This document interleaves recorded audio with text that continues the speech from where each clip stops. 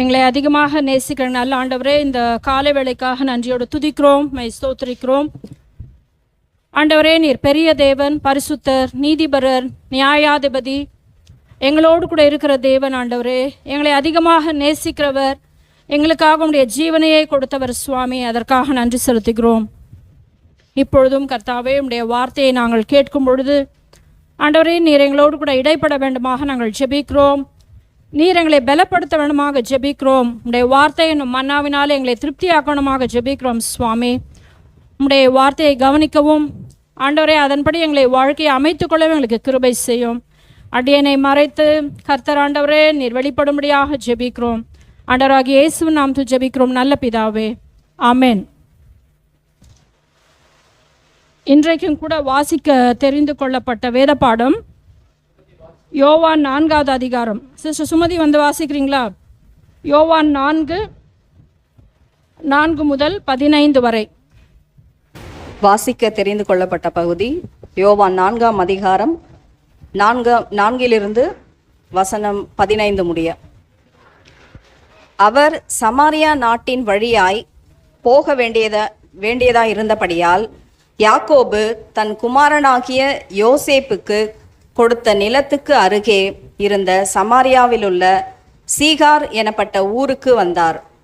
அங்கே யாக்கோபுடைய கிணறு இருந்தது. இயேசு பிரயாணத்தினால் இளைப்படைந்தவராய் அந்த கிணற்றின் அருகே உட்கார்ந்தார். அப்பொழுது ஏறக்குறைய 6ஆம் மணி வேளையாயிருந்தது. அவருடைய சீஷர்கள் போஜன பதார்த்தங்களை கொள்ளும்படி ஊருக்குள்ளே போயிருந்தார்கள். அப்பொழுது சமாரியா நாட்டாளாகிய ஒரு ஸ்திரீ தண்ணீர் மொள்ள வந்தாள். இயேசு அவளை நோக்கி, தாகத்துக்கு தா என்றார். யூதர்கள் சமாரியருடனே சம்பந்தம் கலவாதவர்களானபடியினால் சமாரியா ஸ்திரீ அவரை நோக்கி, நீர் யூதனாயிருக்க சமாரியா ஸ்திரீயாகிய என்னிடத்தில் தாகத்துக்கு தா என்று எப்படி கேட்கலாம் என்றாள்.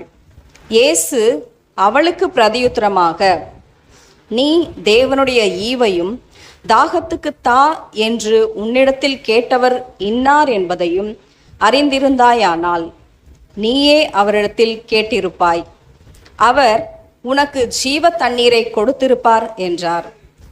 அதற்கு அந்த ஸ்திரீ, ஆண்டவரே, மொண்டு கொள்ள உம்மிடத்தில் பாத்திரம் இல்லையே, கிணறும் ஆழமாயிருக்கிறதே, பின்னை எங்கே இருந்து உமக்கு ஜீவ தண்ணீர் உண்டாகும்? இந்த கிணற்றை எங்களுக்கு தந்த தம்முடைய பிதாவாகிய யாக்கோபை பார்க்கிலும் நீர் பெரியவரோ? அவரும் அவர் பிள்ளைகளும் அவர் மிருக ஜீவன்களும் இதிலே குடித்ததுண்டே என்றாள். இயேசு அவளுக்கு பிரதியுத்தரமாக, இந்த தண்ணீரை குடிக்கிறவனுக்கு மறுபடியும் தாகம் உண்டாகும். நான் கொடுக்கும் தண்ணீரை குடிக்கிறவனுக்கோ ஒரு காலும் தாகம் உண்டாகாது. நான் அவனுக்கு கொடுக்கும் தண்ணீர் அவனுக்குள்ளே நித்திய ஜீவ காலமாய் ஊறுகிற நீரூற்றாயிருக்கும் என்றார். அந்த ஸ்திரீ அவரை நோக்கி, ஆண்டவரே, எனக்கு தாகம் உண்டாகாமலும் நான் இங்கே மொண்டு கொள்ள வராமலும் இருக்கும்படி அந்த தண்ணீரை எனக்கு தர வேண்டும் என்றாள். ஆமென். ஆமென். கர்த்தருடைய பரிசுத்த நாமத்திற்கு ஸ்தோத்திரம் உண்டாவதாக. இந்த நாளிலும் கூட ஆண்டவராகிய இயேசு கிறிஸ்து நாமத்தினாலே உங்கள் யாவரையும் வாழ்த்துகிறேன். கிருபையும் சமாதானமும் உண்டாயிருப்பதாக. ஆண்டவராகிய இயேசு கிறிஸ்துவை தேடுகிற யாவருக்கும் தேவன் தம்முடைய சந்தோஷத்தையும் தம்முடைய சமாதானத்தையும் தம்முடைய பாவ மன்னிப்பையும் அவருடைய ரட்சிப்பையும் பாதுகாப்பையும் தேவன் தருகிறவராக இருக்கிறார். இந்த நாளில் சமாரியா நாட்டின் வழியாக இயேசு போனார். அங்கே யாக்கோபுடைய கிணறு இருந்தது. இயேசு பிரயாணத்தினால் இளைப்படைந்தவராய் அந்த கிணற்றின் அருகே உட்கார்ந்தார். அப்பொழுது ஏறக்குறைய 6ஆம் மணி வேளையாக இருந்தது. 6ஆம் மணி அப்படின்னு சொன்னால் நம்முடைய அக்கார்டிங் டு அவர் கிளாக், நம்முடைய கடிகாரத்தின் படி டைம் என்ன அப்படின்னு சொன்னால் 12 மணி. நல்ல வெயில் அடிக்கிற நேரம். இயேசு சமாரியா வழியாக போய் அந்த கிணற்றின் அருகே அவர் உட்காருகிறதை பார்க்கிறோம். அது சாப்பாட்டு நேரமாக இருக்கிறது, மதிய ஆகாரத்துடைய நேரம் 12 மணி என்பது. ஆகினால் அவருடைய சீஷர்கள் போஜன பதார்த்தங்களை கொள்ளும்படி ஊருக்குள்ளே போயிருந்தார்கள். அப்பொழுது சமாரிய நாட்டாளாகிய ஒரு ஸ்திரீ தண்ணீர் மொள்ள வந்தாள். இயேசு அவளை நோக்கி, தாகத்துக்கு தா என்றார். 12 மணிக்கு யாராவது போய் தண்ணி பிடிப்பாங்களா? நம்ம 12 மணிக்கு போய் தண்ணி பிடிக்க மாட்டோம். காலையில் 6 மணிக்கு தண்ணி வரும், காலையில் போய் தண்ணி பிடிப்போம். ரொம்ப ரேர் 12 மணிக்கு தண்ணி வர்றது. ரொம்ப கஷ்டமான சூழ்நிலை, சில சமயம் சாயங்காலத்தில் தண்ணி விடுவாங்க. ஆனால் அந்த காலகட்டத்திலே சமாரியா மற்ற அந்த இடங்கள் எல்லாம் மிகுந்த வெயில் பிரதேசம். அதனால் தண்ணீர் பிடிக்க போகிறவர்கள் அல்லது தண்ணீர் மொள்ள போகிறவர்கள் காலையில் தான் தண்ணீர் மொள்ள போவார்கள். So the entire village will go to fetch water in the morning. எப்போ காலையில் குளுமையான ஒரு நேரமோ அந்த சமயத்தில் போய் தண்ணி மொள்ள போவாங்க. ஆனால் இந்த ஸ்திரீ, ஒரு தனியாக ஒரு பெண் மட்டும் அந்த 12 மணி மத்தியான வேளையில் தண்ணீர் பிடிக்க வருகிறாள். அவளை பார்த்து ஆண்டவர் கேட்குறாரு, தாகத்துக்கு தா. இந்த சமாரியா நாட்டாளாகிய ஒரு ஸ்திரீ என்று போடப்பட்டிருக்கிறது. சமாரியா நாடு மிகவும் மற்ற, அதாவது யூத மக்களால் கீழாக பார்க்கப்பட்ட ஒரு தேசம். சமாரியர்கள் என்று சொன்னால் அவங்க ரொம்ப மோசம். சமாரியர்கள்னால் அவங்க கீழ் ஜாதி. சமாரியர்கள்னால் அவங்க தீண்டாக்கதாகாதவர்கள். சமாரியர்களை அவங்க கூட நம்ம சகவாசம் வைக்கக்கூடாது. சமாரியர்களை அவர்கள் ஒதுக்கி வைத்திருந்தார்கள் யூத மக்கள்.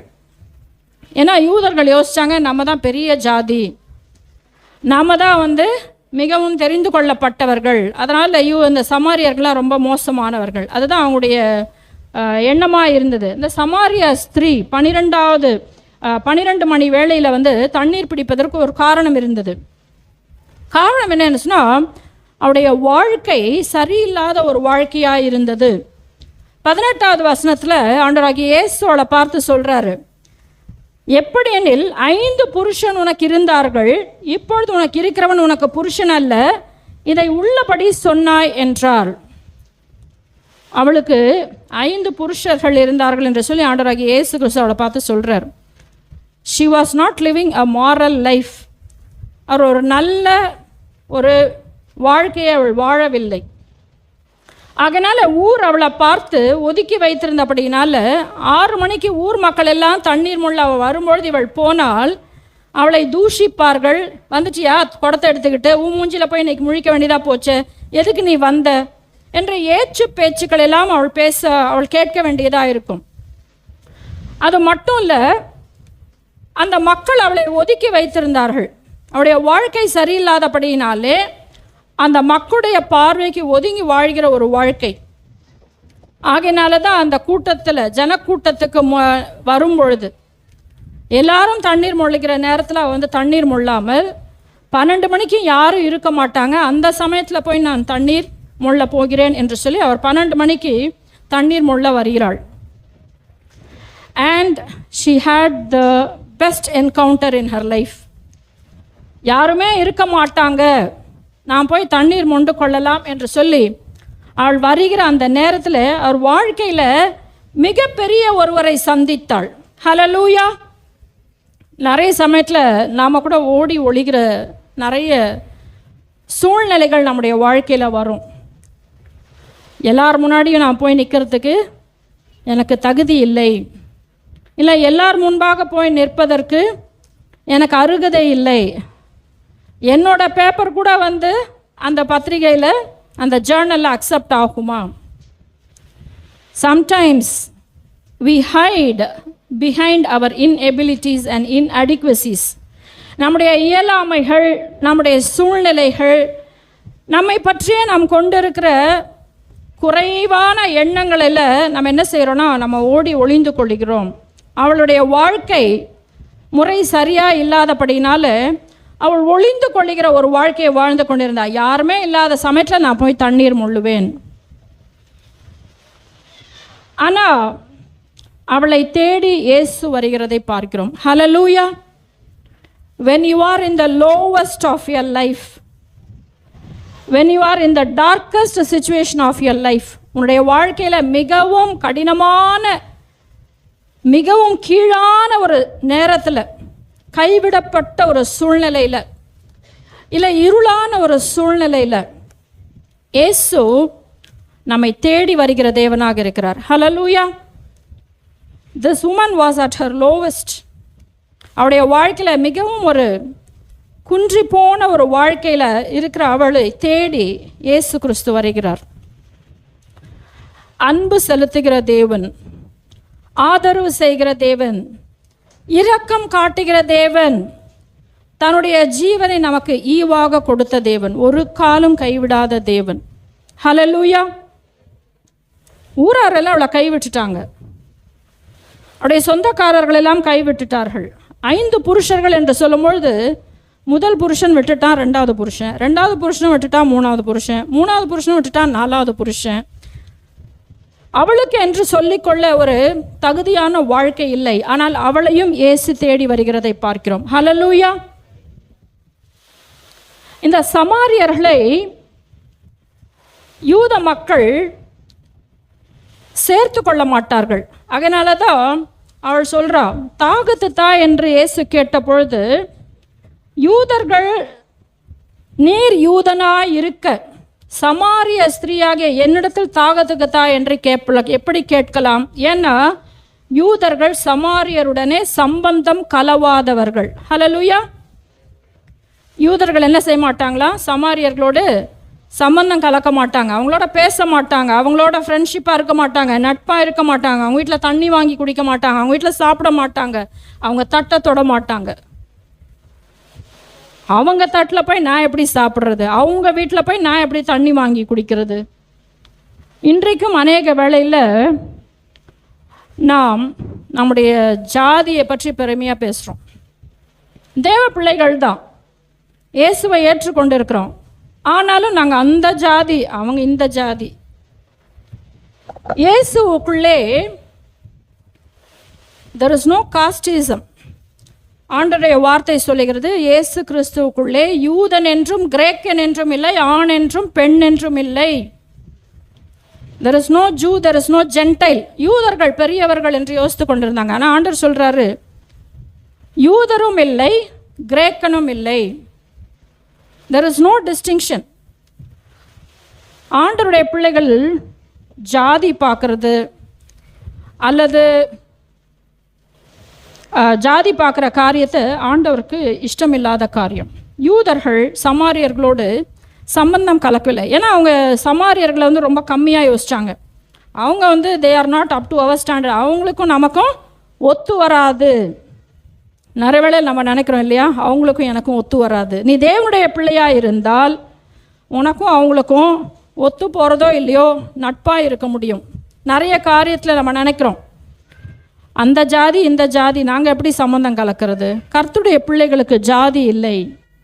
நீர் யூதனாய் இருக்க சமாரிய ஸ்திரீயாக என்னிடத்தில் தாகத்துக்கு தா என்று எப்படி கேட்கலாம்? அவளே சொல்கிறா, சமாரிய ஸ்திரீனா என்னெல்லாம் கீழே பார்ப்பாங்க, நீர் யூதன், நீர் பெரிய ஜாதிக்காரர், ஏன்ட்ட வந்து தண்ணி கேட்கலாமா என்று சொல்லி கேட்குறார். சமாரியர்கள் லூக்கா 10வது அதிகாரத்தில் பார்க்குறோம். அங்கே ஒரு மனுஷன் கள்ளர் கையில் அகப்பட்டான். லூக்கா 10வது அதிகாரம் 29வது வசனத்தை யாராவது வாசிக்கலாமா? 30 வாசிக்கலாம்.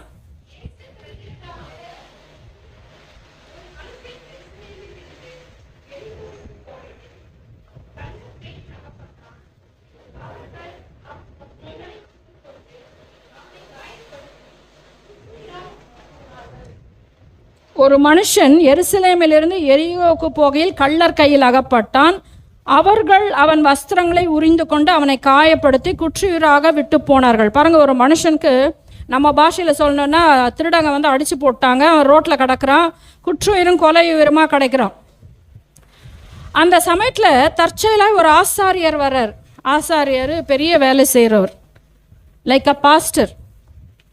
அவனை கண்டு பக்கமாய் விலகி போனான். I have a important job to do. அதனால் அவன் செத்தா என்ன பொழைச்சா என்ன, நான் போய் என் வேலையை பார்க்கணும். அந்தபடியே ஒரு லேவியனும் அந்த இடத்துக்கு வந்து அவனை கண்டு பக்கமாய் விலகி போனான். ஒரு லேவியன், லீவைட், அவரும் வந்து ஆண்டவருடைய ஆலயத்தில் வேலை செய்கிறவர். அவரும் சொல்கிறாரு, பார்க்குறாரு, எனக்கு நிறைய வேலை இருக்குது, I have to go. Sometimes we don't care. சில சமயங்களில் மற்றைய வலிகளையும் வேதனைகளும் நாம் அக்கறைப்படுவதில்லை. எனக்கு வேலை இருக்குது, நான் அதெல்லாம் பார்த்தேன்னா என் குடும்பத்தை யார் கவனிப்பது? பின்பு சமாரியன் ஒருவன் பிரயாணமாய் வருகையில் அவனை கண்டு மனதுருகி. பாருங்க, சமாரியன் எல்லாராலும் ஒதுக்கப்பட்ட ஒரு சமூகம். ஆனால் அவனுக்கு இயேசுவை போல மனதுருக்கம் இருந்தது. ஹல்லேலூயா! இயேசுவை போல் மனதுருக்கம் நமக்கு வேண்டும். அவன் கிட்ட வந்து அவனுடைய காயங்களில் எண்ணெயும் திராட்சை ரசமும் வார்த்து காயங்களை கட்டி அவனை தன் சுய வாகனத்தில் ஏற்றி சத்திரத்துக்கு கொண்டு போய் அவனை பராமரித்தான். சமாரியனுக்கு வேலை இருக்கு. சமாரியன் ஏதோ ஒரு காரியமாய் பிரயாணப்பட்டு கொண்டிருக்கிறான். ஆனால் அதையெல்லாம் விட்டு காயப்பட்டவனை கொண்டு போய் ஒரு சத்திரத்தில் கொண்டு போய் விட்டு அந்த இடத்துல 2 பணத்தை கொடுத்து சத்திரக்காயின் கையிலே கொடுத்து, நீ இவனை விசாரித்துக்கொள், இவனை விசாரி, அதிகமாக ஏதாகிலும் இவனுக்காக செலவழித்தால் நான் திரும்பி வரும்போது அதை உனக்கு கொடுப்பேன், திரும்பி வரும்போது உனக்கு தருவேன். கர்த்தருக்கு ஸ்தோத்திரம். ஒரு சமாரியனுடைய மனதுருக்கம். ஆனால் இந்த சமாரியரை தான் யூத மக்களும் மற்ற இன மக்களும் என்ன செய்தாங்க? மிகவும் மோசமானவர்கள் என்று யோசித்தார்கள். யோவான் 1:46, யோவான் 1:46 வாசிக்கலாம். அதற்கு நாத்தான்வேல், நாசரேத்தூரிலிருந்து யாதொரு நன்மையும் உண்டாக கூடுமோ என்றான். அதற்கு பிலிப்பு வந்து பார் என்றான். அதற்கு பிலிப்பு வந்து பார் என்றான். ஆண்டவராகிய இயேசு கிறிஸ்து நாசரேத்தூரிலிருந்து வருகிறார். அதனால நாத்தான்வேல் என்ன சொல்றேன்னா, நாசரேத்தூரிலிருந்து ஏதாவது ஒரு நன்மை வரக்கூடுமா? நாசரேத் அந்த ஊர் ஒரு சிறிய பட்டணம், ஒரு எளிமையான பட்டணம். அங்கிருந்து ராஜா வர முடியுமா? அங்கிருந்து மேசியா வர முடியுமா? Sometimes the small things in life are despised. நம்முடைய வாழ்க்கையில் சின்னதாய் தோன்றிருக்கிற காரியங்கள், இல்லை சிறியவர்களாக இருக்கக்கூடிய காரியங்கள், அவைகளை நம்ம என்ன செய்கிறோம்னா அலட்சியம் பண்ணிக்கிறோம். இதெல்லாம் வந்து முன்னுக்கு வருமா? இதெல்லாம் வந்து வாழ்ந்து சாதிக்குமா? எருசலேமிலிருந்து நன்மை உண்டாகுமோ? அதற்கு பிலிப்பு சொல்றார், வந்து பார், நாசரேத் ஊரிலிருந்து நன்மை உண்டாயிற்று. ஹல்லேலூயா! புறக்கணிக்கப்பட்ட ஒரு இடம்தான் நாசரேத். ஆனால் அங்கிருந்து ஆண்டவராகிய இயேசு கிறிஸ்து நன்மை செய்கிறவராக சுற்றி திரிந்தார். சமாரியா மிகவும் புறக்கணிக்கப்பட்ட ஒரு சமூகம். ஆனால் அங்கிருந்து தான் ஒருத்தன் போய் காயப்பட்டவனுக்கு உதவி செய்கிறான். அந்த சமாரியாவில் இருக்கிற ஒரு ஸ்திரீயை தேடி தான் ஆண்டவராகிய இயேசு கிறிஸ்து போகிறதை பார்க்கிறோம். அவள் ஏன் அந்த 12 மணி வேளைக்கு வரணும் அப்படின்னு சொன்னால், அவருடைய பாவ வாழ்க்கை. Sin has a very bad effect on us. பாவம் நம்முடைய வாழ்க்கையில் மிகவும் ஒரு பரிதாபமான நிலையை கொண்டு வரும். ஒளிந்து வாழ்கிற ஒரு வாழ்க்கை. நம்ம வேதம் வாசிக்கல, யாராவது நம்மளை கேட்டுடுவாங்களோ நம்ம என்ன செய்வோம்? முகத்துக்கு முகம் பார்க்க மாட்டோம். நம்ம ஜெபம் பண்ணலை, எங்கேயாவது கேட்டுற போகிறாங்களோ என்று ஓடி ஒளிகிறோம். யாரையாவது நம்ம அவதூறாய் பேசி விடுகிறோம், அதனால் அவங்க முகத்தில் முழிக்க நமக்கு தைரியம் இல்லை. ஓடி ஒளிகிற ஒரு வாழ்க்கை. பாவம் நம்மை ஓடி ஒளியச் செய்யும். அவருடைய பாவ வாழ்க்கை அவளை ஓடி ஒளியச் செய்தது. அதனால தான் தைரியமாக மற்றவங்க தண்ணீர் எடுக்க போகும்போது அவளால் போக முடியல. யாரும் இல்லாத நேரத்தில் நான் போய் தண்ணீர் எடுத்துக்கொள்ளுவேன். ஆதாமும் ஏவாளும் கர்த்தருடைய வார்த்தைக்கு கீழ்ப்படியவில்லை. நான் புசிக்க வேண்டாம் என்ற சொன்ன கனியை புசித்தீர்களா? நீர் என்னுடனே அனுப்பின அந்த ஸ்திரீயானவள் எனக்கு கொடுத்தாள், ஆகையினால் நான் புசித்தேன். அவருடைய கண்கள் திறக்கப்பட்டது. தாங்கள் நிர்வாணிகளாக இருக்கிறார் என்று உணர்ந்து தேவன் வருகிறார் என்று அறிந்து அவர்கள் ஓடி ஒளிந்து கொண்டார்கள். பாவம் நம்மை ஓடி ஒளிய செய்யும். இன்றைக்கி நம்ம எதையார் பார்த்து ஓடி ஒளிகிறோமா? தேவ பிள்ளைகளை பார்த்து ஓடி ஒளிகிறோமா? அப்பொழுதுதான் நம்முடைய வாழ்க்கையில் தேவனுக்கு பிரியமில்லாத ஏதோ காரியம் இருக்கின்ற அர்த்தம். போலீஸ்காரனை பார்த்து யார் பயப்படுவான்? திருடன் தான் பயப்படுவான். சாதாரணமாக இருக்கிறவன் பயப்பட மாட்டான். அப்போ நம்ம தேவ பிள்ளைகளை பார்க்கும் பொழுது நம்முடைய இருதயத்தில் பயம் வருகிறது, அல்லது அவர்களை தவிர்க்க வேண்டும் என்று நாம் நினைக்கிறோம். ஜெப கூட்டங்களை தவிர்க்க வேண்டும், ஆலயத்து போகிறதை தவிர்க்க வேண்டும், வேதம் வாசிக்கிறதை தவிர்க்கிறோம். இவைகளெல்லாம் நாம் கீழே போய்கொண்டிருக்கிறோம். நம்முடைய வாழ்க்கை தேவனுடைய திட்டத்திலிருந்து நாம் பின்னோக்கி போய்கொண்டிருக்கிறோம் என்பதற்குரிய அடையாளங்கள். If you don't have the desire to read your word, if you don't have the desire to pray, ஜெபிக்கவோ அல்லது வேதம் வாசிக்கவோ, நமக்கு நேரம் இல்லை என்று சாக்கு சொல்லுவதும் அல்லது வாசிக்காமல் இருப்பதும் நாம் ஏதோ ஒரு பாவத்தில் இருக்கிறோம் என்பதன் அறிகுறி. அப்படி நமக்கு இருக்கும் என்று சொன்னால் we have to come back to the Lord. ஆண்டவருடைய சமூகமாய் நாம் வர வேண்டும். எல்லாவற்றுக்கும் நேரம் ஒதுக்குகிற நமக்கு தேவனுடைய வார்த்தையை வாசிக்க, தேவனுடைய வார்த்தையை தியானிக்க, கர்த்தருடைய சமூகத்தை நாடி ஜெபிக்க நாம் நேரம் ஒதுக்க வேண்டும். ஒரு சகோதரி இப்படியே சொன்னாங்க, கேலண்டரில் ஒரு வசனம் படித்து விட்டால் அன்றைக்கு வேதம் வாசித்தாயிற்று என்ற ஒரு சாட்டிஸ்ஃபேக்ஷன், ஒரு திருப்தி. வேதம் வாசிச்சாச்சு, my day will take over, என் நாள் நல்லா போயிடும். அது நாமே நமக்கு சொல்லிக்கொள்கிற ஒரு சமாதானம் அல்லது ஒரு ஏமாற்றான காரியம். ஆகையினால நாம் பாவத்திலிருந்து ஒளிந்து கொள்ளுகிற ஒரு வாழ்க்கை வாழும்போது ஆண்டவராகிய இயேசு நம்மை தேடி வருகிறவராக இருக்கிறார். இந்த சமாரிய ஸ்திரியை ஆண்டவர் தேடி வருகிறார். மார்க் 2வது அதிகாரம் 15-16 வசனங்களை வாசிக்கலாம். மார்க் 2:15-16.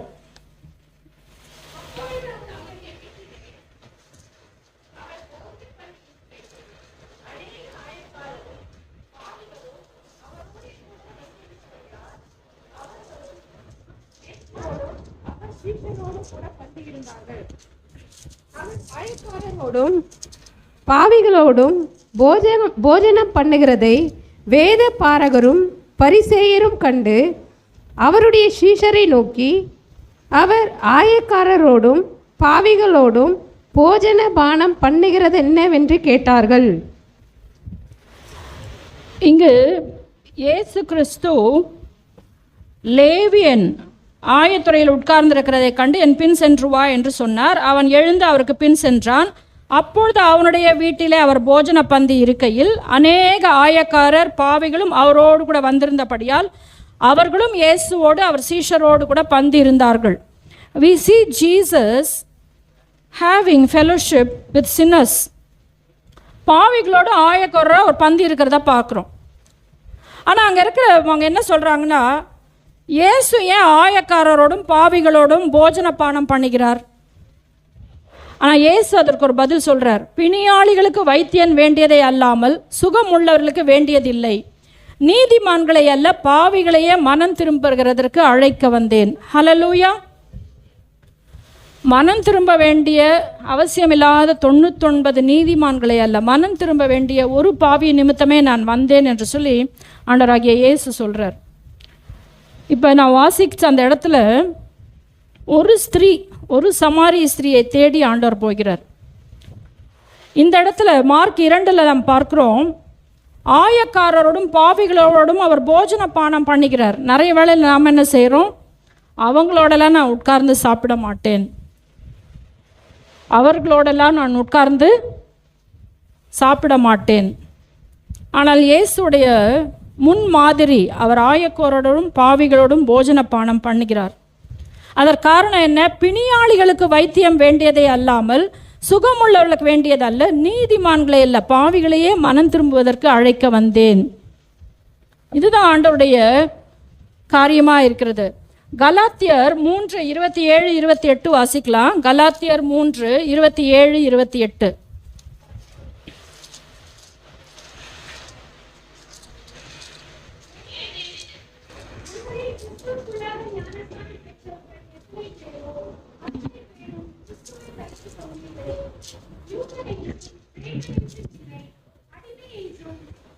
சுயதீனர் என்றும் இல்லை, ஆண் என்றும் பெண் என்றும் இல்லை, நீங்கள் எல்லாரும் கிறிஸ்து இயேசுவுக்குள் ஒன்றாய் இருக்கிறீர்கள். ஆமென். இங்கு பவுல் அப்போஸ்தலர் சொல்ற காரியம், உங்களில் கிறிஸ்துவுக்குள்ளாக ஞானஸ்தானம் பெற்றவர்கள் எத்தனை பேரோ அத்தனை பேரும் கிறிஸ்துவை தரித்து கொண்டீர்களே. நாம் எல்லாரும் இயேசு கிறிஸ்துவை ஏற்றுக்கொண்டிருக்கிறோம். ஆகினாலே நாம் அனைவரும் இயேசு கிறிஸ்துவை தரித்து கொண்டிருக்கிறோம். ஆமென். அதனால நமக்குள்ள நான் யூதன், நான் கிரேக்கன், நான் அடிமை, நான் சுயாதீனன், நான் ஆண், நான் பெண் என்று இல்லை. நீங்கள் எல்லாரும் கிறிஸ்து இயேசுக்குள் ஒன்றாக இருக்கிறீர்கள். நமக்கு ஏற்றுக்கொள்ள கஷ்டமாக இருக்குல்ல, அது எப்படி நம்ம எல்லாம் ஒன்று? நாம் எல்லாரும் ஆண்டவராகிய இயேசு கிறிஸ்துவின் ரத்தத்தினாலே கழுவப்பட்டினாலே, நாம் இயேசு கிறிஸ்துவின் பிள்ளைகளாக இருக்கிறபடினாலே நாம் எல்லாரும் கிறிஸ்து இயேசுக்குள் ஒன்றாக இருக்கிறோம். ஆமென். ஹல்லேலூயா. அதனால் மன்னிக்கிறதற்கும் மற்றவர்களை ஏற்றுக்கொள்வதற்கும் நாம் அதிகமாக பிரயாசப்பட வேண்டும். That is the mark of a Christian. அதுதான் ஒரு கிறிஸ்துவன் என்பதற்குரிய அடையாளம். நாம் மற்றவருடைய வாழ்க்கையை விட்டு ஒதுங்கி போவது தேவனுடைய சித்தம் அல்ல. தேவ பிள்ளைகள் மற்றவருடைய வாழ்க்கையில் ஈடுபாடு கொண்டு அவருடைய வாழ்க்கையில் நாம் இணைத்து கொள்ள கர்த்தர் நம்மை அழைக்கிறார். Because we are God's family. நம்முடைய சொந்த குடும்பங்களில் ஒருவர் கெட்டு போனால் நாம் விட்டுவிட மாட்டோம். அப்போ தேவனுடைய குடும்பத்தில் இருக்கிற நாம் ஒன்றாக இருக்கிறபடினாலே ஒரு சகோதரியோ ஒரு சகோதரனோ கெட்டு போக நாம் அனுமதிக்க முடியாது. ஹல்லேலூயா. நமக்கு அந்த புரிதல் இருக்க வேண்டும். நம்மை மற்றவர்கள் கண்டிக்கும் பொழுது நமக்கு அந்த புரிதல் இருக்க வேண்டும். இல்லை என்றால் நாம் எப்படி ரியாக்ட் பண்ணுவோம் தெரியுமா? அவங்க யார் என்ன கேள்வி கேட்கறதுக்கு? தேவ சபையிலே தேவ பிள்ளைகளுக்கு ஒருவர் மீது ஒருவர் அன்பு காட்டவும் அக்கறை கொள்ளவும் கண்டிக்கவும் உரிமை இருக்கிறது. Amen. That is our baseline. அதுதான் நம்முடைய கிறிஸ்துவ வாழ்க்கையின் நடைமுறை ஒழுக்கம். நீ என்ன ஒன்றும் கேட்க வேண்டாம் என்று சொன்னால் we don't belong to the family of God. ஒரு மரத்தின் கிளையோடு ஒட்டப்பட்டிருந்தால் மரத்தின் வேரிலிருந்து சாறு அதற்கு கிடைக்கும். ஆனால் கிளை நான் தனியாய் இருந்து கொள்கிறேன் என்று சொல்லி தனியாய் பிரிந்து போகும் பொழுது கிளை ஒன்றுமில்லாமல் அடுப்பில் போடுவதற்கு தான் உதவும். ஆகினால தேவ பிள்ளைகள் நாம் கிறிஸ்து இயேசுக்குள் ஒன்றாயிருக்கிறோம். ஆண்டவராகிய இயேசு கிறிஸ்து இந்த சமாரிய ஸ்திரியை பார்த்து தாகத்துக்கு என்னிடத்தில் தா என்று கேட்கும் பொழுது நீர் யூதர் என்று சொல்லி இயேசுவை அவர் அழைக்கிறதை பார்க்கிறோம். அவளுக்கு இயேசுவை பற்றி என்ன தெரியும்? அவர் ஒரு யூதர், அவர் ஒரு பெரிய ஹை காஸ்ட் உயர்ந்த ஜாதியில் சேர்ந்த ஒரு மனுஷன் என்று தான் தெரியும். ஆனால் கொஞ்ச நேரம் கழித்து அவள் இயேசுவோடு பேசி கொண்டிருக்கும் பொழுது, உம்மிடத்தில் பாத்திரம் இல்லையே, கிணறும் ஆழமாக இருக்கிறதே, பின்ன எங்கிருந்து உமக்கு ஜீவ தண்ணீர் உண்டாகும்? 12வது வசனம், இந்த கிணற்றை எங்களுக்கு தந்த நம்முடைய பிதாவாகிய யாக்கோபை பார்க்கிலும் நீர் பெரியவரோ? பாருங்க, அவளுக்கு யாக்கோபை பற்றி தெரிந்திருக்கிறது. நீர் யூதர் என்று தெரிந்திருக்கிறது. யாக்கோபு, எங்கள் பிதாவாகிய யாக்கோபை பார்க்கிலும் நீர் பெரியவரோ? She had the knowledge of God's people. முற்பிதாக்களை பற்றி அறிவு அவளுக்கு இருந்தது. முற்பிதாக்களை பற்றி அவளுக்கு தெரியும். ஆனால் அவளுடைய வாழ்க்கை முற்பிதாக்களின் வாழ்க்கையை பின்பற்றின ஒரு வாழ்க்கையாக இருக்கவில்லை. நிறைய நம்ம நினைக்கிறோம், எனக்கு இயேசுவை தெரியும், எனக்கு சர்ச்சு தெரியும், எனக்கு பிரேயர் தெரியும். ஆனால் அது நம்முடைய வாழ்க்கையில் பிரதிபலிக்கிறதா? The head knowledge should translate to the heart knowledge, experience. தெரிந்து வைத்திருந்தால் மட்டும் போதாது, அது என்னுடைய வாழ்க்கையின் அனுபவமாய் மாற வேண்டும். எனக்கு இயேசுவை தெரியும், சர்ச்சு தெரியும், பாஸ்டர் தெரியும், பைபிள் தெரியும், நல்லதுதான். ஆனால் அது உன் வாழ்க்கையில் தாக்கத்தை உண்டாக்கி இருக்கிறதா? வாழ்க்கையில் மாற்றத்தை உண்டாக்கி இருக்கிறதா? உன் அனுபவமாய் வேதம் மாறி இருக்கிறதா? இயேசு உன்னுடைய அனுபவமாய் மாறி இருக்கிறாரா? அது முக்கியம்.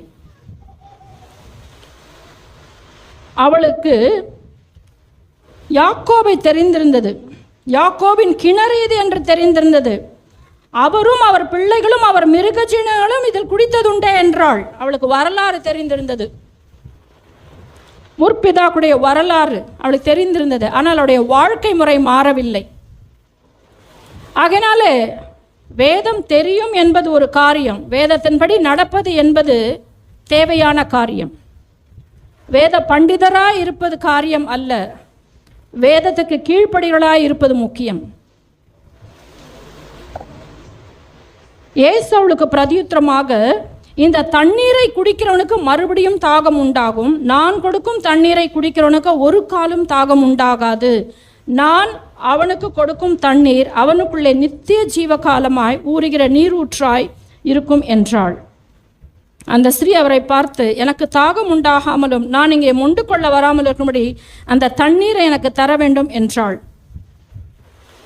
அதற்கு பிறகு ஆண்டவர் சொல்கிறாரு, நீ போய் உன் புருஷனை அழைத்து கொண்டு வா.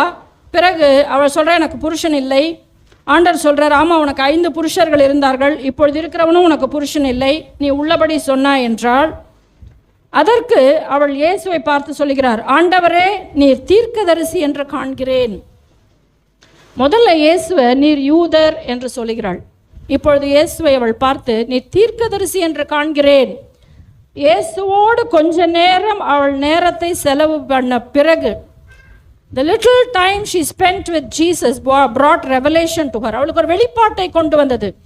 இயேசுவோடு அவள் கொஞ்ச நேரம் தான் செலவு பண்ணா, இயேசு அவளோடு கொஞ்ச நேரம் தான் பேசி கொண்டிருந்தார். ஆனால் அவளுக்கு வெளிப்பாடுகள் உண்டாயிற்று. The time that you spend in the presence of God will reveal Jesus to you. நீ இயேசுவோடு செலவு பண்ணுகிற நேரம் இயேசு யார் என்பதை நமக்கு விளங்கிக் கொள்ள முடியும். யூதர் என்று காண்கிறேன் என்று சொன்னவள் ஒரு படி மேலே போய் நீர் தீர்க்கதரிசி என்று காண்கிறேன் என்று சொல்லுகிறதை பார்க்கிறோம். அதற்கு பிறகு 25வது வசனத்தில் அந்த ஸ்திரீ அவரை நோக்கி, கிறிஸ்து எனப்படுகிற மேசியா வருகிறார் என்று அறிவேன், அவர் வரும்போது எல்லாற்றையும் நமக்கு அறிவிப்பார் என்றாள். அவளுக்கு மேசியாவை பற்றி அறிவு இருந்தது, ஆனால் பேசிக் கொண்டிருக்கிறார் மேசியா என்று அவள் அறியாமல் இருந்தாள். அப்பொழுது உன்னுடன் பேசுகிறவர் நானே என்றார். ஆண்டவர் பாருங்க, அவரை குறித்து அவளுக்கு வெளிப்பாடுகளை கொடுக்கிறார். If you spend time with Jesus, நாம் இயேசுவோடு நேரத்தை செலவு பண்ணும் பொழுது இயேசு அவரை குறித்த வெளிப்பாடுகளை நமக்கு தருவார். அது வரைக்கும் பைபிள் படிக்கணும், அது வரைக்கும் வேதம் வாசிக்க வேண்டும். கர்த்தர் என்னோடு பேசும் வரைக்கும் நான் வேதம் வாசிக்க வேண்டும். இன்றைக்கு நான் வேதம் வாசிக்கும் பொழுது கர்த்தர் எனக்கு சொல்லுகிறார், எனக்கு என்ன சொல்லுகிறார் என்று நாம் பார்க்க வேண்டும். நிறைய பேர் முகத்தில் ஐ see a guilt, நான் அப்படிலாம் வாசிக்கலையே, கடமைக்கு வேதத்தை வாசிக்கிறோமே, நிறைய பேரோட முகத்தில் நான் அதை பார்க்குறேன். அந்த மாதிரி நான் இன்னும் பைபிள் படிக்க ஆரம்பிக்கலையே. Now is the good time. Now is the good time. நமக்கு எல்லாவற்றிற்கும் நேரம் இருக்கிறது. வேதத்தை வாசிக்க வேண்டும், தேவனுடைய சமூகத்தில் நம்முடைய நேரத்தை செலவு செய்ய வேண்டும். ஒரு மனுஷன் எல்லாவற்றையும் ஆதாயப்படுத்தினாலும் தன்னுடைய ஆத்துமாவை அவன் நஷ்டப்படுத்தினால் அதனால் அவனுக்கு லாபம் என்ன? ஸோ நான் PhD படிக்கணும், நான் 2 டிகிரி வாங்கணும், நான் வீடு கட்ட வேண்டும், எல்லாம் நல்லது தான். எல்லாம் செய்து ஆத்துமா நஷ்டப்பட்டு போனால் அதனால் லாபம் என்ன என்று சொல்லி தேவனுடைய வார்த்தை கேட்கிறது. ஆகினாலே தேவனோடு நேரம் செலவு செய்ய வேண்டும். அதற்காக ஒரு நேரத்தை குறிக்க வேண்டும். நான் சின்ன பிள்ளைங்களுக்கு அந்த மாதிரி சொல்லி கொடுத்துருக்கேன். நமக்கு சாப்பிடுவதற்கு ஒரு நேரம் இருக்குது. பெல் விட்டால் தானே இன்டர்வல் டைம், பெல் அடித்தா தானே லஞ்ச் டைம், சாயங்காலம் பெல் அடித்தா தானே வீட்டுக்கு வர முடியும், காலையில் பெல் அடிக்கும் போது ஸ்கூலில் இருக்கணும் இல்லையா, ஃபர்ஸ்ட் பெல் செகண்ட் பெல்குள்ளே. அதே போலவே தேவனுடைய வார்த்தையை படிப்பதற்கும் நேரம் ஒதுக்க வேண்டும். காலையில் 6 மணிக்கு நான் படிப்பேன், இல்லை எனக்கு 7 மணிக்கு தான் படிக்க முடியும், 7 மணிக்கு படிப்பேன். Regular reading of the word, அது ஒரு ஆவிக்குரிய டிசிப்ளின். எனக்கு நேரம் கிடைக்கும் போது படிக்கிறேன், நேரம் கிடைக்கும் போது சாப்பிட்டேன், 3 வேளை சாப்பிட வேண்டிய கட்டாயம் இல்லை. நேரம் கிடைக்கும் போது சாப்பிடலாம். சாயங்காலம் 5 மணிக்கு தான் டைம் கிடைக்குது, வேலையெல்லாம் செஞ்சு அப்போ சாப்பிடலாமே. சில வேளைகளில் சில காரியங்கள் நமக்கு கடினமாக இருக்கிறது கேட்பதற்கு. ஆனால் நம்முடைய வாழ்க்கை முறையை நாம் மாற்றிக்கொள்ள வேண்டும். கர்த்தர் ஒரு சமாரிய ஸ்திரியை தேடி போகிறார். தன்னை பற்றி அவள் அறிந்து கொள்ள வேண்டும் என்ற வாஞ்சை உள்ளவராக அவளோடு பேசுகிறார். அதே வாஞ்சை உள்ள தேவன் நம்மோடு இடைப்பட வேண்டும் என்று வாஞ்சிக்கிறார். அதற்கு வேதம் வாசிக்க வேண்டும். சில சமயம் நமக்கு வேதம் வாசிக்க தெரியாது, சில பேர் படிக்க வராது. ஆடியோ பைபிள் இருக்கு, நம்ம வீட்டில் என்னென்னவோ வாங்குகிறோம். ஒரு ஆடியோ பைபிள் வாங்கலாமே, ஆடியோ ஃபோனில் இருக்குது, போட்டு கேட்கலாமே.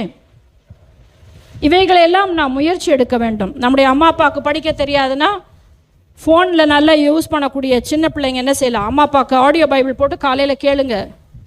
we can help our parents.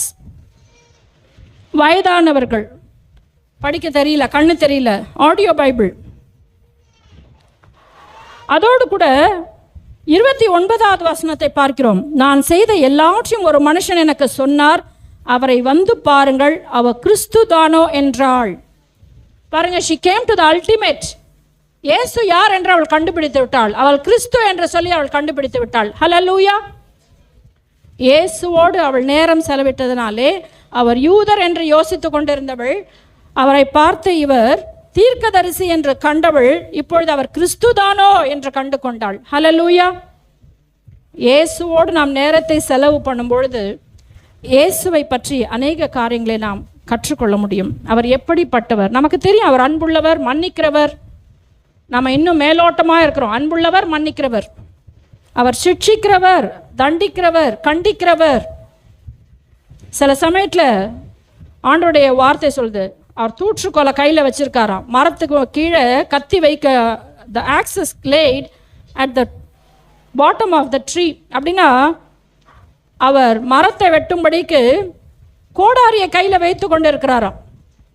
நாம் தேவனை பற்றி அந்த அறிவுள்ளவர்களாக நிறைய வேளையில் இல்லை. அவர் அன்புள்ளவர், மன்னித்திடுவார். நான் என்ன பண்ணாலும் மன்னித்திடுவார். He is going to come as a judge. அவர் ராஜாவாக வரப்போகிறார். அவர் நீதிபதியாக வரப்போகிறார். ஆகையால் நம்முடைய வாழ்க்கை முறைகள் மாற வேண்டும். அவள் இயேசுவை இவர் கிறிஸ்து தானோ வந்து பாருங்கள் என்றாள். ஊருக்கு போய் சொல்றா. பாருங்க, இயேசுவை அவள் கண்டு கொண்ட பின்பு இந்த ஊர் ஜனம் தன்னை பற்றி என்ன சொல்லும் என்பதை பற்றியெல்லாம் அவளுக்கு அக்கறை இல்லை. காலையில் ஊர் ஜனம் இருக்கும் பொழுது தண்ணீர் கொள்ள அவளுக்கு முகம் இல்லை, அவளுக்கு தகுதி இல்லை. என்னை எல்லாரும் தூற்றுவாங்க என்று சொல்லி பயந்து கொண்டு ஒளிந்து கொண்டு வாழ்ந்த வாழ்க்கை, இயேசுடைய ஒரு கொஞ்ச நேரம் அவள் ஸ்பெண்ட் பண்ண உடனே, when she spent some time with Jesus, இயேசுவோட செலவிட்ட கொஞ்சம் மணி நேரத்திலேயே அவங்கள்ட்ட போய் சொல்றா, அவர்களை போய் பார்க்கும்படியான தைரியத்தை கொடுத்தது. ஹல்லேலூயா. God empowers. ஆண்டவர் நம்மை பலப்படுத்துகிறவராக இருக்கிறார். அவங்கள்ட்ட போய் சொல்றா, இவர் கிறிஸ்து தானோ என்று வந்து பாருங்கள். ஒரு ஊர் மக்களே அவ பின்னாடி வந்து ஆம் இவர் கிறிஸ்து தான் என்று பார்க்கிறதை பார்க்கிறோம். அதனால் இந்த சமாரிய ஸ்திரீயுடைய வாழ்க்கையில் தேவன் அக்கறை உள்ளவராக இருந்தார். ஒரு சமாரிய ஸ்திரீக்கு பின்பாக ஒரு சமாரிய பட்டணத்தின் மீது தேவன் அக்கறை வைத்தவராக இருக்கிறார். ஹல்லேலூயா. ஒரு சமாரிய ஸ்திரீ போய் அவங்க ஊரையே கூப்பிட்டுட்டு வந்துட்டான்.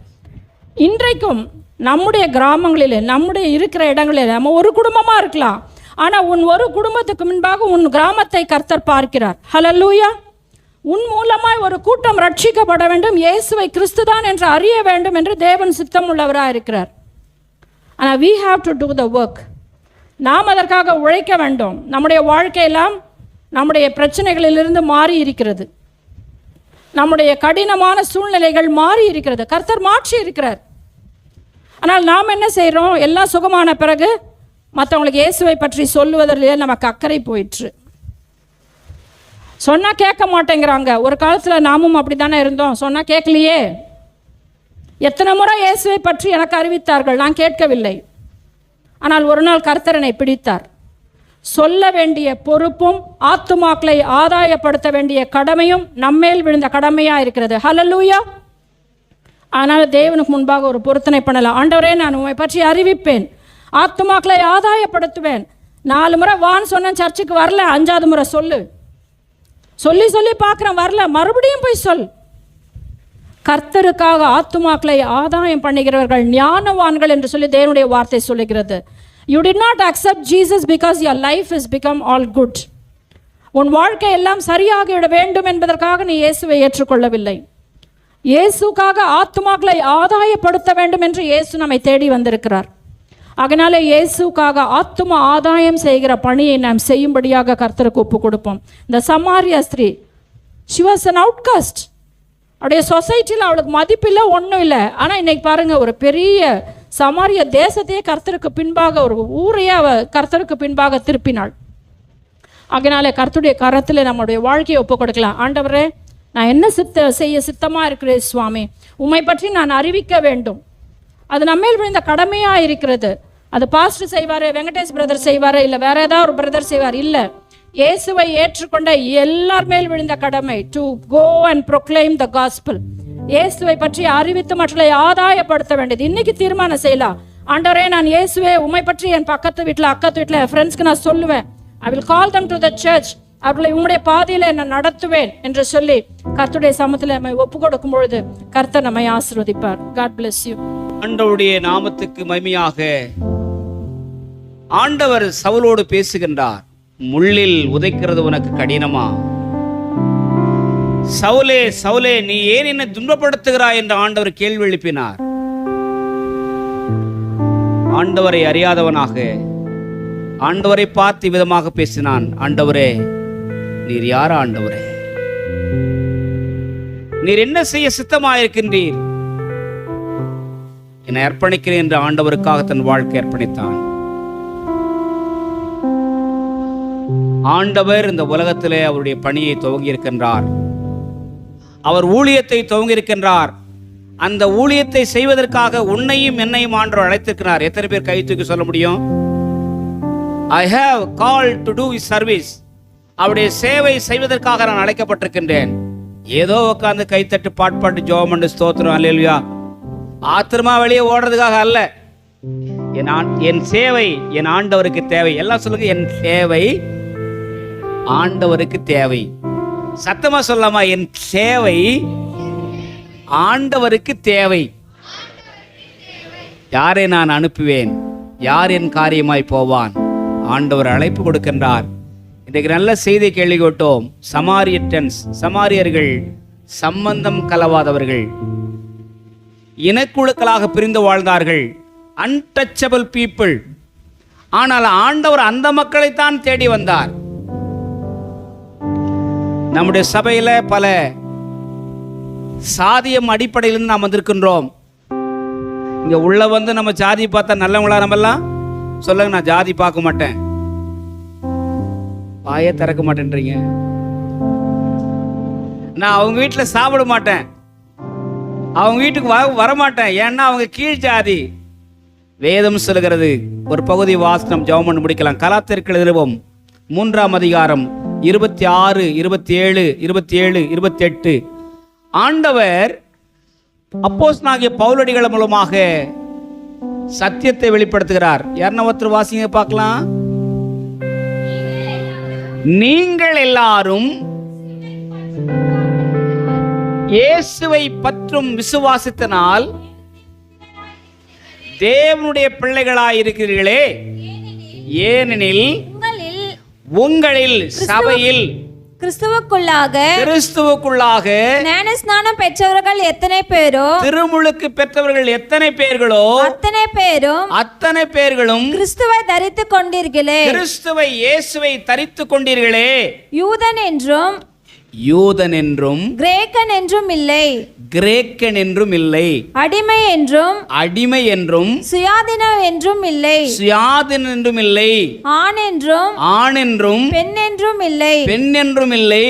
நீங்கள் எல்லாரும் கிறிஸ்து இயேசுவுக்குள் ஒன்றாயிருக்கிறீர்கள். கிறிஸ்து இயேசுவுக்குள் ஒன்றாயிருக்கிறீர்கள். எல்லா கையை மேல தூக்கி தட்டுங்க பார்க்கலாம். ஹல்லேலூயா. There is no discrimination. We are one in Christ because we belongs to Christ. நம்மிலே பாகுபாடுகள் இல்லை. இன்றைய தமிழ்நாட்டில் அடக்கி ஆளுகிற மகா சக்தி சாதியம். ஒவ்வொரு கிறிஸ்தவனும் ஒவ்வொரு இண்டிவிஜுவல் இந்த சாதியத்துக்கு விரோதமாக குரல் கொடுக்க வேண்டும். அல்லேலூயா. எத்தனை பேர் நம்ம எல்லாரும் பிராமணர்கள், சத்திரியர்கள், வைசியர்கள், சூத்திரர்கள், நாள் வர்ண சாதிய அடிப்படையிலே பிராமணர்கள் மக்களை அடக்கி ஆண்டார்கள். ஆனால் ஆண்டவராக இயேசு கிறிஸ்து அடக்குமுறைக்கு குரல் கொடுத்தார். அதான் ஏன் புரட்சி சொல்ல முடியுமா? இந்த அடக்குமுறைக்கு நான் குரல் கொடுப்பேன், அடங்கி போக மாட்டேன். அடக்குமுறையை நான் என்ன பண்ணுவேன்? குரல் கொடுப்பேன். நான் ஆண்டவர் பிள்ளை, எனக்குள்ள சாதியில் ஹல்லேலூயா. நம்முள்ள பல்வேறு இனக்குழுக்களாக சாதியின் அடிப்படையில், மொழியின் அடிப்படையில் ஆலயத்துக்கு கொடுக்கின்றோம். அன்புக்குரிய சக விசுவாசிகளே, நாம் ஒன்றாயிருப்போம். நாம் ஒன்றாயிருக்கிறது போல அவர்களும் ஒன்றாயிருக்கும்படியாக வேண்டுகிறேன் என்று யோவான் சுவிசேஷம் 17ஆம் அதிகாரம் 23ஆம் வசனத்தில் ஆண்டவர் ஒரு நல்ல ஜெபத்தை செய்திருக்கின்றார். பிதா, குமாரன், பரிசுத்த ஆவியாகிய தெய்வம், திருத்துவ தெய்வம் மூவரில் ஒருவரில் மூவராய் என்றைக்கும் நிலைத்திருக்கிறார்கள். அன்புக்குரிய சக சகோதரியரே, யோசித்து பாருங்க. நீர் யூதராயிருக்க என்னிடத்தில் தாகத்துக்கு தா என்று தண்ணீர் கேட்பானேன். அந்த பெண்ணை தான் ஆண்டவர் 8 கிலோமீட்டர் நடந்து சென்று ஒரு தனி மனுஷியை சந்தித்து சுவிசேஷம் சொல்லி ரட்சிப்புக்குள் வழி நடத்துகின்றார். எத்தனை பேர் ஒருத்தரை சந்தித்து அவங்களுக்கு ஆண்டவர் பற்றி சொல்லி அவங்கள ரட்சிப்புக்கு நேராக வழி நடத்துவீங்க? விசுவாசிகளுக்கு ஒரு சவால். உங்க பணியில, உங்க படிப்புல, நீங்க வாழ்கிற இடத்துல எத்தனை பேருக்கு நீங்க நற்செய்தி பணியை சொல்லிருக்கீங்க? ஆண்டோட சுவிசேஷம் சொல்லிக்கின்ற வருமானம் வருது, துட்டு வருது, காசு வருது, சம்பளம் வருது, வீட்டுக்கு வந்து சாப்பிட்டு படுத்து தூங்குறதா வாழ்க்கை? இல்ல, இயேசுவுக்காக ஒரே ஒரு வாழ்க்கை. இந்த வாழ்க்கை இயேசுவுக்காக. ஒரு சமாரிய ஸ்திரீ ஆண்டவர் சந்தித்தார். அந்த சமாரிய ஸ்திரியான ஒட்டுமொத்த கிராமத்தையே கூட்டு வந்தாயா? கை தட்டுங்க, அல்லேலூயா. முதல் சுவிசேஷ பணியை செய்த பெண், இந்த சமாரியா பட்டணத்தில் முதல் திருச்சபை நிறுவிய ஒரு பெண். தாய்குலமே, நான் சொல்றது உங்களை பார்த்தான் சொல்றேன். இயேசுவுக்காக உன் வீடு திறந்திருக்குமா? சில பேர் கையே தூக்கும். தாய் குலத்தை பார்த்து சொல்றேன், இயேசுவுக்காக உன் வீடு திறந்திருக்குமா? எங்க வீட்டுல ஜபம் இருக்காது, பைபிள் இருக்காது, பாட்டு இருக்காது, பிரசங்க. ஞாயிற்றுக்கிழமை சர்ச்சுக்கு போயிட்டு பைபிள் எடுத்து வருவோம். அதுக்கு அடுத்து ஞாயிற்றுக்கிழமை பைபிள் தூக்கும். இதான் எங்க டப்பா தூக்குற உத்தியோகம். நம்முடைய வாழ்க்கையை சிந்திப்பார்ப்போம். ஒவ்வொரு மனிதரும் ஒவ்வொரு மிஷனரிகளாக. ஸ்டான்லி அண்ணன் எப்பவுமே சொல்வாரு, every individual person is the missionary to the nation. ஒவ்வொரு கிறிஸ்தவரும் இயேசுவை ஏற்றுக்கொண்டவர்களும் மிஷனரி பணியாளர்களே என்று சொல்லுகின்றார். அல்லேலூயா. அப்போ ஒவ்வொரு கிறிஸ்தவ குடும்பங்களும் பணிதளங்களாக மாற வேண்டும். சொல்லுங்க அல்லேலூயா. என் வீடு இயேசுவை ஊழியம் செய்கிற வீடா மாறணும். எங்க வீட்டுல ஜபம் நடக்கணும் சொல்லுவீங்களா? உங்க வீட்டுல ஜபம் நடக்க சொல்லுவீங்களா? உங்க வீட்டுல சாப்பாடு நடக்குதா? தூக்கம் நடக்குதா? இல்லையா? உங்க வீட்டுல வியாதி நடக்குதா? உங்க வீட்டுல கண்ணீர் நடக்குதா? எல்லாம் நடக்குதா. ஆனா இயேசுவுக்காக ஊழியம் நடக்குதா? ஒரு சமாரிய பெண் இயேசுவுக்காக ஒரு கூட்டத்தை சம்பாதித்தாள். ஆத்துமாக்களை ஆதாயம் பண்ணாள். இன்றைக்கு அவருடைய பெயர் இங்கே எழுதப்பட்டிருக்கு. இந்த சமாரியா பெண்ணுக்கு பேர் இங்க வச்சிருக்காங்களா? இயேசுக்கு ஊழியம் செய்யறதுக்கு பேர் கிடையாதுயா. அல்லேலூயா. ஆமா, we are not name board Christian. நம்ம எல்லாரும் யாரு கிடையாது? பேரளவு கிறிஸ்தவர்கள் அல்ல, born again Christian. We are not born Christian, but we are born again Christian. அல்லேலூயா. நாம் எல்லாரும் இயேசுவை ஏற்றுக்கொண்டு வாழ்கிற கிறிஸ்தவர்கள்.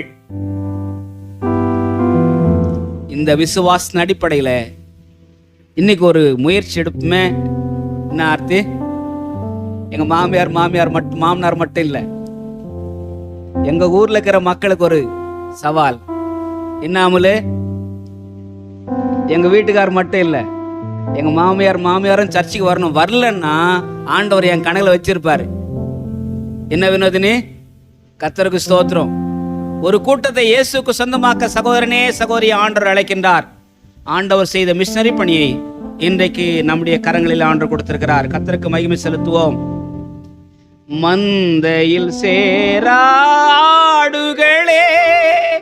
எங்கிலும் கோடி கோடி உண்டு, சிந்தையில்லான்ம பாரம் கொண்டு தேடுவோம் வாரி திருச்சபையே.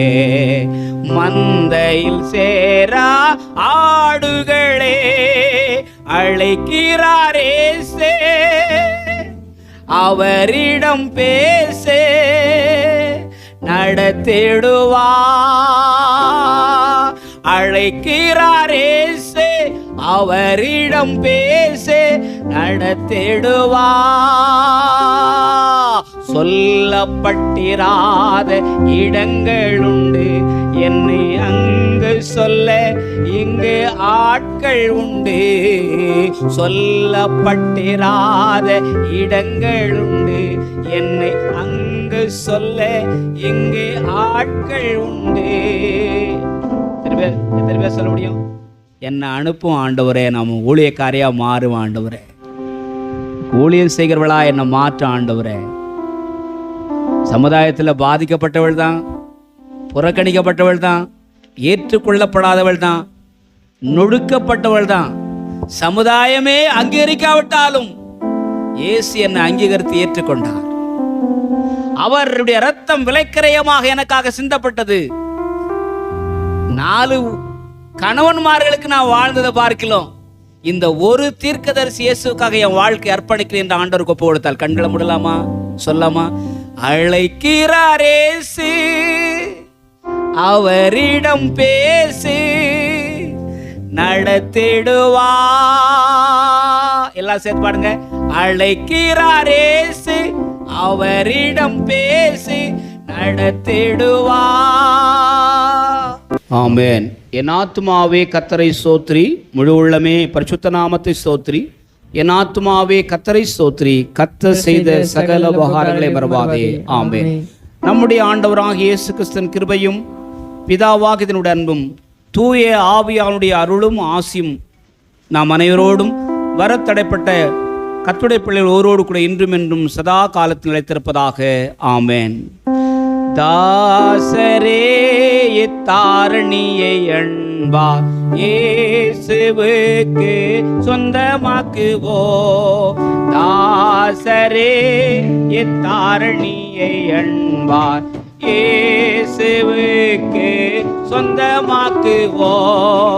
நேசமா இயேசுவை கோருவோ.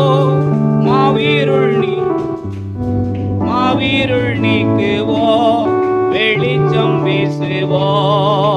தாசரே இத்தாரணியை அன்பா இயேசுவுக்கு சொந்தமாக்குவோ.